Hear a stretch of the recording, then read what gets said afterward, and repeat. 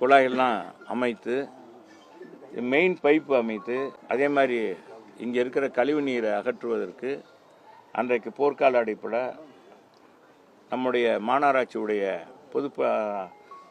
முதன்மை பொறியாளர் மதுரம் இருக்கும்போது அன்றைக்கினிய அதுக்கு அடுத்து வந்த அரசு அவர்களுடைய தலைமையிலும் இந்த பகுதிக்கு எங்களால் முடிந்த அளவுக்கு இந்த சாக்கடைகளை கழிவு நீரை அகற்றுவதில் எங்களுடைய பயன்பாடு இருந்தது. இது எங்களுக்கு என்னன்னா, இந்த பெத்தானியபுரம் என்பது விரிவாக்க பகுதி. இங்கே ஏற்கனவே மக்கள் குறைவாக வசித்தாங்க, வீடு கம்மியாக இருந்தது. அப்போ பாதாள சாக்கடை போடப்பட்டது. இப்போ கூடுதலாக வீடுகள் வந்துருச்சு, குடித்தனம் அதிகமாகிருச்சு, உபயோகப்படுத்துகிற தண்ணியும் அதிகமாகிருச்சு. இப்போ நம்ம போர்வெல் கேட்குறாங்க, போட்டு கொடுக்குறோம். வாரத்தில் டெய்லி தண்ணி வந்தால் அவங்க நல்ல தண்ணி வந்துச்சுன்னா பிடிச்சிக்கிடுவாங்க. முன்னால் வைகை கூட்டு குடிநீர் திட்டம் சரியாக செயல்படுத்தாதனால, அவங்க போதுமான தண்ணி இல்லாதனால வைகை ஆற்றிலிருந்து வர்ற தண்ணியை நம்ம பம்ப் பண்ணி தான் கொடுத்துட்டு இருந்தோம் ஏற்கனவே. அது 3 நாள் 4 நாளைக்கு ஒரு தடவை வரும்போது, கூடுதலாக தண்ணி வரும்போது அது என்ன செய்கிறாங்க, அந்த தண்ணி அன்னைக்கு அதிகமாக போகும்போது தண்ணி திரும்ப நிறைஞ்சு அந்த கழிவு நீரில் சேர்ந்துருது. கழிவு நீரும் அதுவும் சேர்ந்ததுனால சாக்கடை ஆறாக போய்கிட்டு இருந்துச்சு. அதனால் இது மெயின் வீதியிலெல்லாம் ஓரளவுக்கு எங்கள் ஆழத்திலே கட்டுப்படுத்தணும். அப்போ நான் அமைச்சராகவும் சட்டமன்ற உறுப்பினராக இருந்ததுனால அன்றைக்கி மாநகராட்சி போர்க்கால அடிப்படையில் பணியில் இருந்தேன். அதே நேரத்தில் எங்களுடைய ஆட்சியிலேயே நான் அதிகமான இந்த பம்பிங் ஸ்டேஷன் அமைக்கணும். இது போன்ற பகுதி இங்கே நம்ம இது என்ன காலவாசல் பகுதி, அதே மாதிரி கோச்சடை, அதே மாதிரி அந்த பக்கம் இந்த ஒரு 7 வார்டுகளுக்கு புதியதாக பம்பிங் ஸ்டேஷன் அமைக்கணும், ஆழ்குழாயை அமைக்கணும்னு சொல்லி இந்த ஆட்சியில் உங்கள் தொகுதியின் முதல்வர் என்ற அடிப்படையில் நம்ம முதலமைச்சர் 2012 எங்களுக்கு ஒரு 10 கோரிக்கைகள் நீங்கள் கொடுங்க, நிறைவேற்றாததை இதுவரைக்கும் நிறைவேற்றாத கொடுங்க, நான் நிறைவேற்றி தரேன் அப்படின்னு சொல்லி கொடுத்துருந்தார். எனக்கு மட்டும் இல்லை, 234 தொகுதிக்கும் இன்க்ளூடிங் முதலமைச்சர் தொகுதிக்கும் அதுலேயும் நிறைவேற்றாத பகுதியெல்லாம் நிறைவேற்றுவதாக. ஆனால் இதுக்கான பணிகளை 10 கோரிக்கைகள் வைத்திருந்தேன். இந்த பகுதியில் கூடுதலாக 5 ஆழ்குழாய் கிணறுகள் அமைத்து இதில் வர்ற கழிவு நீர்கள்லாம் அதில் பம்ப் பண்ணி நம்ம வெள்ளக்கல்லுக்கு அனுப்புகிற மாதிரி செஞ்சுருந்தோம். நம்ம அதிகாரிகள் தான் போட்டு கொடுத்தாங்க. அதுக்கு சுமார் 7 கோடி ரூபா தான் செலவாச்சு. இந்த 7 கோடியை மாநகராட்சியால் செய்ய முடியாது. அது என்ன சொல்லிட்டாரு முதலமைச்சர், அங்கேருந்து அனுப்புனவங்க முதல்ல எல்லாம் ஏற்றுக்கொண்டாங்க. அதிகாரிகள் தான் எங்கள் அந்த 10 கோரிக்கையும் எங்கள்கிட்ட இதை நிறைவேற்றி கொடுங்க சார் அப்படின்னு கேட்டாங்க. அது அடிப்படையில் நாங்கள் எழுதி கொடுத்தோம். அதுக்கான எஸ்டிமேட்டும் அதிகாரிகளே போட்டாங்க. அப்புறம் மாவட்ட ஆட்சியாளர் தலைமையில் ஒரு கமிட்டி இருந்தது. அந்த கமிட்டி அது சீராய்வு பண்ணாங்க. இது கூடுதலாக கொடுத்துருக்காங்களா, சரியாக தான் கொடுத்துருக்காங்களா, இந்த திட்டங்கள் இது போதுமானதானா, இது இந்த திட்டம் சரியானதானா, அரசாங்கத்துக்கோ மாநகராட்சிக்கோ இழப்பு ஏற்படுமா அப்படின்னு அடிப்படையில் கேட்டாங்க. ஆனால் எல்லாருமே சரிதான் அப்படின்னு சொல்லி தான் அது கொடுத்ததன் அடிப்படையில் பார்த்தீங்கன்னா எந்த இதுவும் இது வரைக்கும் செயல்படுத்தவே இல்லை. ஆட்சி முடிய போகுது, இது வரைக்கும் செயல்படுத்தலை.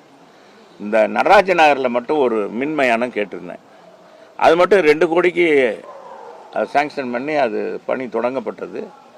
அது தொடங்கப்பட்டு இப்போ ஏறத்தாழ 90 லட்சம் 1.25 கோடிக்குள்ளேயே அந்த பணி நிறைவேற போகுது. இது ஒன்று தான் இது. மற்ற நம்முடைய மதுரை மாநகருக்கு ஏற்கனவே 1961 தான் அரசாங்க கலைக்கல்லூரி இருக்குது. அந்த கலைக்கல்லூரி கூடுதலாக இங்கு கலைக்கல்லூரி வேணும், இருபாலர் படிக்கிற பள்ளியாக அந்த கலைக்கல்லூரி அமைய வேண்டும் என்ற அடிப்படையில் விளாங்குடியில் 3.25 ஏக்கருக்கு இடம், போதுமான அரசாங்கத்துக்கான இடம் இருக்குது. அந்த இடத்த எடுத்து நம்ம கலைக்கல்லூரி கட்டலாம்னு சொல்லி கொடுத்தோம். அது உறுதியாக செஞ்சு தருவேன்னு அன்றைக்கி உயர்கல்வித்துறை அமைச்சராக இருந்தவர். அது நான் அந்த கோரிக்கையாக அதையும் நான் சட்டமன்றத்தில் பேசினேன். நான் கொடுத்த கோரிக்கையெல்லாம் முதலமைச்சருடைய கவனத்துக்கும் நான் அந்த கோரிக்கையை கொடுத்ததோடு இல்லாமல் சட்டமன்றத்தில் எனக்கு வாய்ப்பு வரும்போதெல்லாம் இந்த 10 கோரிக்கையும் முதலமைச்சருடைய கவனத்துக்கு கொண்டு போயிருக்கேன். சம்பந்தப்பட்ட அமைச்சர்களுக்கு அதை தெரிவிப்பாங்க. அந்த அமைச்சர் உடனே இங்கே கேட்பார். அதே மாதிரி பாத்திமா நகர் தானப்பா இந்த உயர்மட்ட மின்னழுத்த கோபுரம் லைன் வருது 110 kV. இது என்ன செய்யுதுன்னா கிராமங்கள்ல இருந்து வர்றாங்க, வீடுகளுக்கு விருந்தா வர்றாங்கன்னா இந்த பிள்ளைய போய் மேலே விளையாடுறவங்க பெரியவங்க ரேசா கையை தூக்குனாலே கரண்டை பிடிச்சா ஆள் இறந்துடுறாங்க. அப்போ அந்த உயர்மட்ட அந்த இது தாழ்வான அந்த கம்பி கம்பி தடத்தை அந்த மின் தடத்தை வந்து பூமிக்கு அடியில் கொண்டு வரணும்னு கொடுத்தோம். அதுவும் செயல்படுத்தலை. அதுக்கு 5 கோடி ரூபா 3,4 கோடி ரூபா ஒதுக்குனாங்க. இபியிலிருந்து முன்னாள் அமைச்சர் தங்கம் தென்னரசு இருக்கும்போது அது ஒதுக்கீடு பண்ணார். பட் அதுக்கான பணிகளும் நடக்கலை.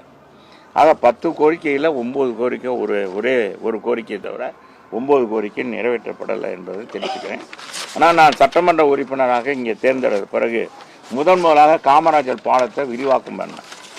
அன்னைக்கு வந்து 11,4 கோடியில் அந்த பாலம் விரிவாக்கப்பட்டது. இப்போ தீக்கதிரிலிருந்து நம்ம குரு தேட்டர் வரைக்கும் பார்த்தீங்கன்னா பஸ்ஸு ஒரு சைடு தான் வரும். இப்போ 2 பாலம் இருக்கிறதுனால விரைவாக போயிடுது. பாத்மா காலேஜ் வரைக்கும் பஸ்ஸு நிற்கும். இங்கிட்ட காலவாசல் வரைக்கும் அப்போ பறக்கும் பாலம் நம்ம கட்டலை காலவாசலில். அப்போ அங்கே ஒரு பாலம், அந்த பாலம் கட்டுறதுக்கு முன்னால் பார்த்தீங்கன்னா அங்கே அந்த பஸ்ஸு பூரா அங்கே பஸ்ஸு போக்குவரத்து பயங்கர நெரிசலாக இருக்கும். அப்புறம் அதுக்காக அம்மாட்ட சொல்லி உடனடியாக அந்த காமராஜர் பாலம் ஆரம்பிக்கப்பட்டதுனால இந்த போக்குவரத்து இதாகிடுச்சு. அது மட்டும் இல்லை, குருதேட்டிலிருந்து நம்ம இது வரைக்கும் பழங்கானத்தை வரைக்கும் 4 வழி சாலையாக இந்த சாலையை விரிவாக்கம் பண்ணோம். அப்புறம் அண்ணன் எடப்பாடியார் காலத்தில் பறக்கும் பாலம் அமைச்சோம். அதே மாதிரி முடக்கு சாலையில் ஒரு பறக்கும் பாலம் அமைத்தோம், அங்கே கூட்ட நெரிசலை போக்குறதுக்கு. அதே மாதிரி நம்ம பெத்தானியபுரத்துலேருந்து விறகுனூர் வரைக்கும் 2 வழிச்சாலை விரைவுச்சாலை எங்களுடைய ஆட்சி காலத்தில் கொண்டு வந்தோம். மத்திய தொகுதியில் இந்த பகுதியில் ஆழ்குழாய் கிணறு வந்து ரொம்ப தண்ணி வந்து ரொம்ப கீழே போயிடுச்சு. நிலத்தடி நீர் வந்து குறைவாயிருச்சு. 800 அடி 900 அடி போகணும். அதனால் ஒரு தடுப்பணை கட்டணும் ஆரப்பாளையத்தில். இந்த தடுப்பணை கட்டினதுனால 300 அடி 200 அடி 150 அடியிலாம் தண்ணி வந்துச்சு. இது 4 தடுப்பணை கட்டணும். வையாற்றின் குறுக்கே 4 பாலம் கட்டணும். மொத்தம் 10 பாலம் இந்த பகுதிக்கு கட்டி கொடுத்துருக்கோம். மொத்தம் மாநகருக்கு கட்டி கொடுத்துருக்கோம். அதே மாதிரி பார்த்தீங்கன்னா இப்போ மதுரை மாநகர பல்வேறு வளர்ச்சி பணிகள் எங்கள் காலத்தில் 2000க்கு முற்பட்ட காலமான நம்ம மதுரை மாநகருக்கு வரலாறு உண்டு. அதை நாம் வந்து நவீனமயமாக்கின்ற பணியில் எங்களுடைய ஆட்சி செய்தோம். இவங்க ஒன்றுமே செய்யலை. 1000 கோடி 8000 கோடி மட்டும் எங்களுடைய புரட்சி தமிழர் எடப்பாடியார் மட்டும் 8000 கோடி கொடுத்து அத்தனை நாங்கள் கேட்ட எல்லாம் உங்களுக்கு தெரியும். ஏற்கனவே பல முறை நான் சொல்லியிருக்கேன். இந்த முல்லை பெரியார் கூட்டு குடிநீர் திட்டம் இது நான் முயற்சி எடுத்து முழுக்க மதுரை மக்களுக்கு தங்கு தடையின்றி குடிநீர் கிடைக்கணும் என்பதற்கு 24 மணி நேரத்துக்கும் தண்ணி கிடைக்கணும்னு கொண்டு வந்த திட்டம். அது இவங்க காலத்தில் முடிக்கவே இல்லை. 2023 முடிக்க வேண்டியது, அது முடிக்கலை. இப்போ பார்த்தீங்கன்னா அந்த தண்ணி கூட இங்கே ஒழுங்காக வரல. 2 மணி நேரம் கொடுக்குறாங்களா? எவ்வளோ நேரம் கொடுக்குறாங்க? பெரியார் கூட்டு குடிநீர் திட்டமே இந்த பகுதிக்கே வரல. ஆனால் நம்ம வணிகவரித்துறை அமைச்சர் தொகுதியில் போய் பாருங்கள், 14 வார்டு இருக்குது. 14 வார்டுலேயே சீராக தண்ணி போகுது. அங்கே மட்டும் இந்த அதிகாரிகள் செய்கிறாங்க, பணி செய்கிறாங்க. இங்கே அந்த மாநகராட்சி அதிகாரிகள் எதையும் செய்கிறதில்ல. அந்த அமைச்சரும் கண்டுகொள்றதில்ல. மதுரை மாநகரில் பல பகுதிகளில் பார்த்தீங்கன்னா இதே நிலை தான் இருக்குது. இதை வந்தீங்கன்னா 2 மணி நேரம் கொடுக்குறாங்க. அதை ஒழுங்காக அந்த அழுத்தம் பார்க்காதனால தொட்டியிலிருந்து நாங்கள் 42 மேல்நிலை தொட்டி கட்டணும். 43 மேல்நிலை தொட்டி விட 39 மேல்நிலை தொட்டி ஏற்கனவே இருந்தது. 82 மேல்நிலை தொட்டி மூலமாக அதை கொடுக்குறது. 24 மணி நேரம். இந்த 20 லட்சம் மக்கள் இன்னைக்கு இருக்காங்க. இன்னும் 40 லட்சம் மக்கள் பெருக்கம் ஏற்பட்டாலும் மதுரையில் குடிநீர் தட்டுப்பாடே இல்லாத அளவுக்கு 24 மணி நேரமும் அவங்க வீட்டிலேயே பிடிச்சிக்கலான்ற ஒரு அருமையான திட்டம். அதையும் இந்த ஆட்சியில் செயல்படுத்தலை என்பதையும் தெரிவிச்சுக்கிறேன். இப்போ நீங்கள் பார்த்துருப்பீங்க, எங்கள் பொதுச் செயலாளருடைய கான்செப்ட் என்னன்னா, விடிய ஆட்சியின் வீட்டு பிள்ளை சாட்சி, விளையாட்டத்தின் சாட்சின்னு சொல்லி எங்கள் பொதுச் செயலாளர் கொடுத்து தகவல் தொழில்நுட்ப பிரிவு சார்பாக இங்கே இருக்க இளைஞர்களை விட்டு ஒவ்வொரு வீடு சார்பாக ஒவ்வொரு வீட்லேயும் அவங்க வீட்டில் முன்னால் இப்போ எவ்வளோ விலைவாசி, அரிசி என்ன விலை விற்கிது, பருப்பு என்ன விலை விற்கிது, என்ன விலை விற்கிது, வீட்டு வரி இப்போ எவ்வளோ கட்டுறாங்க, எலக்ட்ரிக் பில் எவ்வளோ கட்டுறாங்க, குப்பை வரி எவ்வளோ போடுறாங்க, பால் விலை எவ்வளவு, இப்படியெல்லாம் கேட்டு இதுக்கு முன்னால் 2021 ஆட்சியில் இருக்கும்போது என்ன விலை விற்றது, அது நீங்கள் என்ன விலைக்கு வாங்கினீங்க, இப்போ என்ன விலைக்கு வாங்குறீங்க அப்படின்னு கேட்ட அடிப்படையில் ஒவ்வொரு குடும்பத்தும் கூடுதலாக மாதம் ஒன்றுக்கு வந்தீங்கன்னா கூடுதலாக குறைஞ்சபட்சம் 80,000 60,000 70,000 கூடுதலாக வருது. ஆக 5 வருஷத்தில் இந்த வருஷம் அந்த ஆட்சியில் 4 லட்சம் ரூபாய் ஒவ்வொரு குடும்பத்துக்கும் கூடுதல் சுமை ஏற்பட்டிருக்கு. ஆனால் அந்த 4 லட்சம் அளவுக்கு இந்த ஆட்சியில் எதுவும் செஞ்சுருக்காங்களா? இப்போ மாணவர்களுக்கு மடிக்கணியில் இலவசமாக கொடுத்தோம் நாங்கள், இவங்க கொடுக்கல, அவங்களுக்கு தெரியும். அதே மாதிரி மற்றதெல்லாம் விலை இல்லாத தான். உங்களுக்கு தெரியும், நாங்கள் 2000 மினி கிளினிக் எங்கள் அண்ணன் கொண்டு வந்தார், அது இந்த ஆட்சியில் செயல்படுத்தலை. அம்மா மருந்தகம் கொண்டு வந்தோம், அதுவும் இவங்க சரியாக செயல்படுத்தலை. இப்போ முதலமைச்சர் மருந்தகம் கொண்டு வந்து 1000 மருந்தகம் கொண்டு வந்தாங்க. அது இந்த சட்டமன்றத்திலேயாச்சும் அறிவிப்பாங்கன்னு பார்த்தேன், அதுவும் கூட்டுறவு மருந்தகம். ஏற்கனவே அம்மா மருந்தகத்துக்கு நாங்கள் 20 லட்ச ரூபா மானியம் கொடுத்தோம்.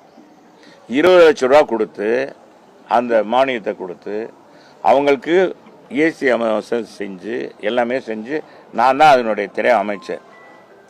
ஏறத்தாழ நாங்கள் ஒரு 310 அம்மா மருந்தகங்கள் திறந்தோம். இவங்க 1000 அம்மா மருந்தகங்கள் திறக்கிறோன்னு சொல்லிட்டு எத்தனை மருந்தகங்கள் செயல்படுதுன்னு பார்த்தா எந்த மருந்தகமும் செயல்படலைன்னு தான் எனக்கு கேள்விப்பட்டிருக்கேன். எங்கள் அதிகாரியே சொல்கிறாங்க, எங்கே போய் திறந்து பூராமே நஷ்டமாகுது, வாடகை கொடுக்க முடியல, வைக்க முடியல, கூட்டுறவுத்துறைக்கு ரொம்ப நஷ்டம், நாங்கள் அதில் நடத்தலை, சும்மா பேரளவுக்கு வச்சுருக்கோம். அந்த மருந்தாளுநருக்கு கூட சம்பளம் கொடுக்கணும். மருந்தாளுநர்னா உங்களுக்கு தெரியும்ல, என்ன தெரியுமா? கெமிஸ்ட்.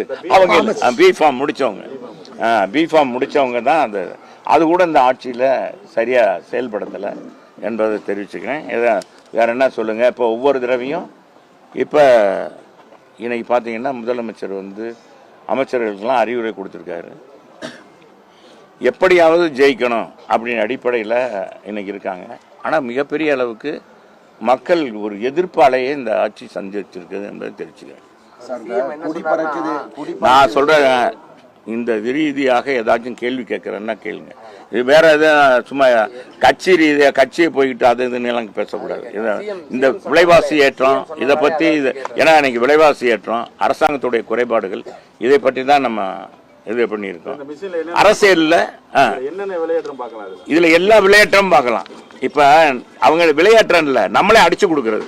நம்ம என்ன விளையாட்டு நாங்களே அடிச்சா வச்சிருக்கேன். நீங்க கேட்கறதே தவறான இல்ல நீங்க கேள்வி கரெக்ட், நீ கேட்ட கேள்வி கரெக்ட், நெறியாளர் கேட்ட கேள்வி. இது எதுலயும் விலைவாசி இது கிடையாது. அவங்ககிட்டே கேட்குறான், அவங்ககிட்ட நீங்க முன்னாலே என்ன விலைக்கு வாங்கினீங்க, அரிசி என்ன விலைக்கு வாங்கினீங்க. இப்போ அவர் கேட்டார்ல, இவர் தான் மாவட்ட செயலாளர், தகவல் தொழில்நுட்ப பிரிவுடைய செயலாளர் கவிச்செல்வம். இவரின் கீழே 25 பகுதி செயலாளர் இருக்காங்க, நிர்வாகி இருக்காங்க. அத்தனை நிர்வாகியும் இன்னையிலிருந்து மதுரை மாநகரில் எல்லா பகுதியிலும் போய் ஒவ்வொரு வீடாக போய் கேட்க போகிறாங்க. இதுக்கு கால அளவெல்லாம் கிடையாது. ஒவ்வொரு வீட்லையும் போய் கேட்டு அவங்கள்ட்ட முதல்ல அரிசி என்ன விலைக்கு வாங்கினீங்க, இப்போ என்ன விலைக்கு வாங்குறீங்க, அதான் அவங்களே சொல்லுவாங்க. அதைத்தான் அடிக்க போகிறோம். முன்னால் என்ன விலைக்கு வாங்கினாங்க, இப்போ என்ன விலைக்கு அப்படின்னு 2 விலையும் அது ரெண்டும் கம்பேரிசன் பண்ணி அவங்ககிட்ட இதை கொடுக்குறோம். அவங்ககிட்ட கொடுத்தா விடிய ஆட்சியினுடைய விலைவாசி ஏற்றத்தை அவங்க வீட்டுக்கே தெரிஞ்சுக்கிற மாதிரி. இது அருமையான கான்செப்ட். இது வரைக்கும் யாருமே செஞ்சதில்லை. இது யாரையும் கேள்வி கிண்டல் பண்ணி அல்ல, அரசாங்கத்தை கேள்வி கிண்டல் பண்ணல, அரசாங்கத்துக்கு உண்மையான நிலை, இன்னைக்கு மக்கள் படுற உண்மை நிலை. இதை கூட நான் என்ன கேட்குறேன், முதலமைச்சர் தன்னுடைய இதை கூட ஒரு இதாக எடுத்து எவ்வளோ தூரம் நம்மளுடைய ஆட்சியில் விலைவாசி ஏற்றிருக்குன்றத இது அளவுகோலாக எடுத்து நம்ம முதலமைச்சர் பார்த்து அந்த விலைவாசியெல்லாம் குறைக்கிறதுக்கு கொஞ்சம் ஏற்பாடு உங்கள் ஊடகங்கள் மூலமாக இந்த செய்தி பார்க்குற முதலமைச்சர், என்னப்பா இவ்வளோ விலைவாசி ஏறி இருக்கு, அவங்க காலத்துக்கு நம்ம காலத்துக்கு இவ்வளோ வந்துருச்சே, நம்ம பாலாறும் தேனாரும் ஓடுது, நம்ம ரோல்டு மாடலாக இருக்கோம், இந்தியாவிலே திராவிட மாடல் தான் முதன்மையானதுன்னு நம்ம சொல்கிறோம், மக்கள் இவ்வளோ தூரம் அவதிப்படுறாங்களான்னு தெரியும். அதை நீங்கள் கொஞ்சம் செய்யுங்க. இன்னொன்னு சொன்னார் சார், இந்த கிரேட் 10 தோல்வி பழனிசாமி அப்படின்னு சொல்லி விமர்சிச்சிருக்காரு. இது நான் என்ன சொல்றேன், திமுக மாதிரி தோல்வி கண்ட இயக்கம் கிடையாது. தூண்ட அந்த கட்சி இருக்குமா இல்லையான்ற நேரத்தில் கூட கலைஞர் தன்னுடைய பேச்சாற்றலும் கவிதையாலும் அவர் எழுதினா உடன்பிறப்பே அப்படின்னு சொல்லி ஒரு கடிதம் எழுதுவார் முரசொலியில். அந்த கடிதத்தின் மூலமே அந்த கட்சியை வளர்த்தார். அது மட்டுமல்ல, எந்த தேர்தலையும் அவர் கூட்டணி அமைச்சு தான் போட்டிருக்காங்க. கூட்டணி அமைச்சு போட்டிட்டும் கூட அந்த கட்சி செயலிழந்து இருக்கு. ஒரே ஒரு தொகுதியில் நம்ம முதலமைச்சர் 91 ஒரு தொகுதியில் ஜெயிச்சார். அப்புறம் அதையும் ரிசைன் பண்ணிட்டாரு. அதனால திமுக தோல்வியை பற்றி திமுக பேசவே கூடாது. எங்க புரட்சி தலைவர் எம்ஜிஆர் அவர்களை, புரட்சி தலைவரை, அவரை அதிகாரம் பூசிவன், அரசியல் பண்ண தெரியுமா, நடிகனுக்கு நாடாள தெரியுமா என்று கேட்டவர் தான் கலைஞர். அன்றைக்கு கேட்டாங்க. அப்படிப்பட்ட கலைஞரை 3 தேர்தலில் கோட்டை பக்கமே வரமுடாம செஞ்ச புரட்சி தலைவர் எம்ஜிஆர். அண்ணா திமுக மாபெரும் வெற்றி. முதல் 129 சட்டமன்ற தொகுதி, அடுத்து 80ல் ஆட்சியை கலைக்கிறாங்க. 2 நாடாளுமன்ற தொகுதியில் தான் நாங்கள் ஜெயிக்க முடிஞ்சது. 38 தொகுதியில் திமுக வெற்றி. திமுக காங்கிரஸ் கூட்டணி வெற்றி பெற்றது. அதை வச்சுட்டு கலைக்க சொன்னாரு. அன்னை இந்திரா காந்தி கலைச்சாங்க. எங்க தலைவர் வேற என்னன்னு கேட்கல, 234 தொகுதிக்கு போனாரு. நான் என்ன தவறு செய்தேன், என் ஆட்சியை ஏன் கலைத்தார்கள் அப்படின்னு சொல்லி கேட்டார். 177 தொகுதியில் அதிமுக வெற்றி பெற்றது. நீங்க இன்னைக்கு சொல்றீங்களா பெரிய கட்சியெல்லாம் உங்க கட்சியில் உங்க கூட்டணியில் சேரும். அன்னைக்கு அப்படிதான் காக்கா தேக்கா, குமரி ஆனந்த், நம்ம நெடுமாறே அப்படி ஒரு கட்சி தொடங்கியிருந்தாரு. அப்புறம் சின்ன சின்ன கட்சி எல்லாம் சேர்ந்தாங்க. அவங்கள வச்சுட்டு தான் எங்க தலைவர், எங்க புரட்சி தலைவர் மக்களை சந்தித்து. அதுதான் திமுக தோல்வியை பற்றி பேசுவது அர்த்தமற்றது என்பதை நான் சொல்லி வைக்கிறேன். தாங்கள் பின் தன்னுடைய கையை பிறவன் கையையும் பார்க்கணும். முன்கையை மட்டும் பார்த்துட்டு இன்னைக்கு வெற்றியை மட்டும் பார்க்க கூடாது. இத எல்லாருக்குமே நான் என்ன சொல்றேன், இல்ல மோடிஜின்னு அவர் ஒரு எதிர்கட்சி தலைவரை தண்டை சரக்கு இல்லை தம்பி, சரக்கு இல்லைன்னா என்ன செய்வாங்க? இந்த சண்டை தான் போடுவாங்க. நான் என்ன சொல்றேன், இந்த விலைவாசி ஏற்றத்தை பத்தி சொல்றேன். நம்ம முதலமைச்சரோ அமைச்சர்கள் இத்தனை பேர் இருக்காங்க, அவங்ககிட்ட சொல்லுங்க, எங்க இதில் விலைவாசி குறைஞ்சிருக்கு, நாங்கள் மாணவர்களுக்கெல்லாம் மடிக்கணினி கொடுக்குறோம், எல்லாருக்கும் மருத்துவ வசதி செஞ்சு கொடுக்குறோம் சொல்லுங்க. யாராச்சும் ஒரு அமைச்சர் சொல்ல முடியுமா விலைவாசி குறைஞ்சிருக்குன்னு சொல்ல முடியுமா?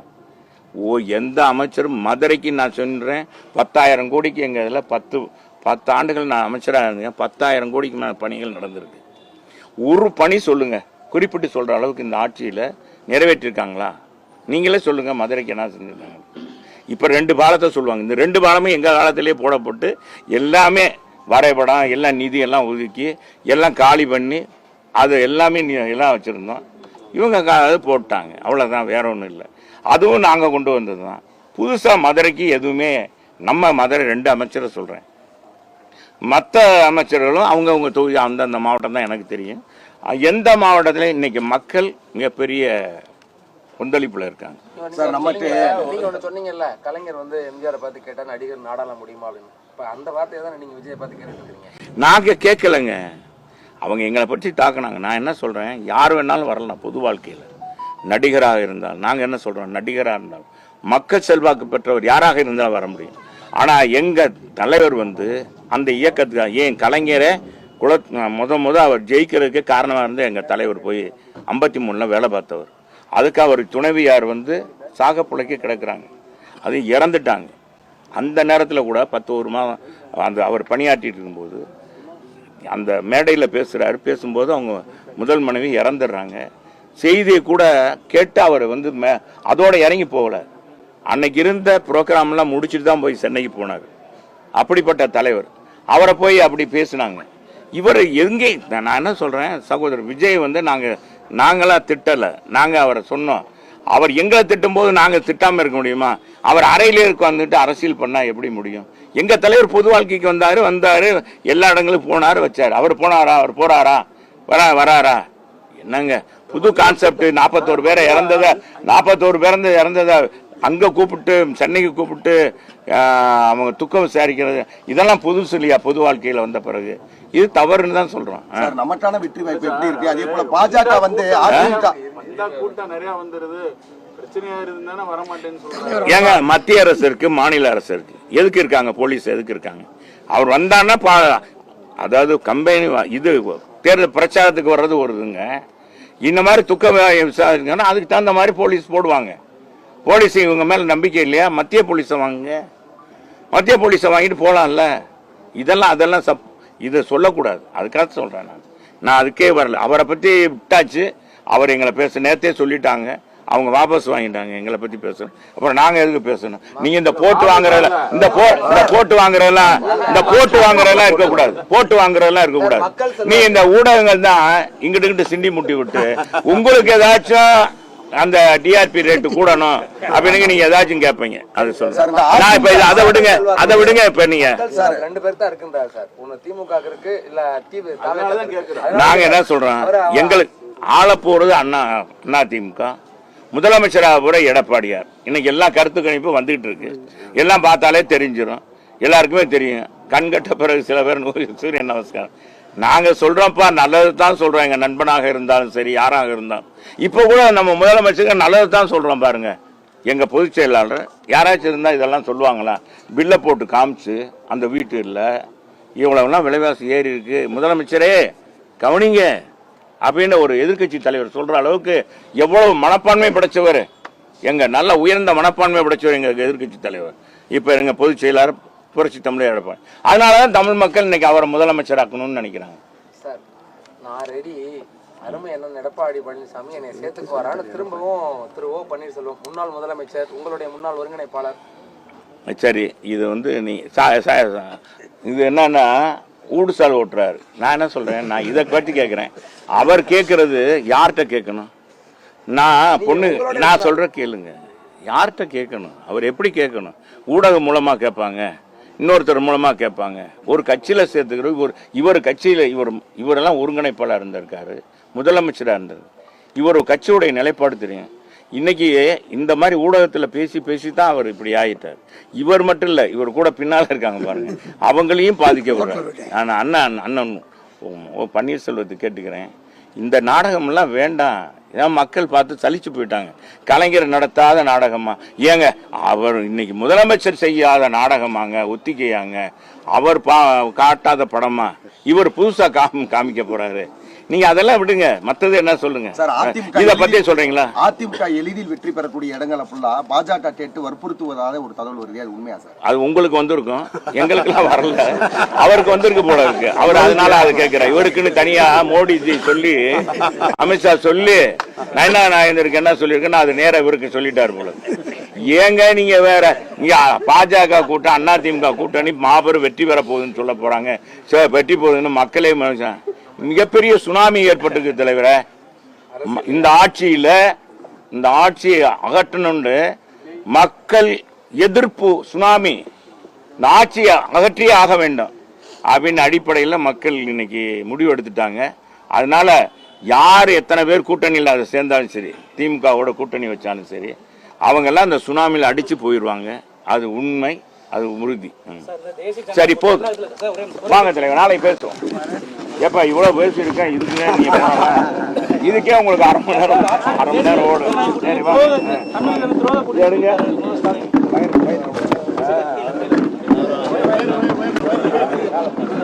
வா.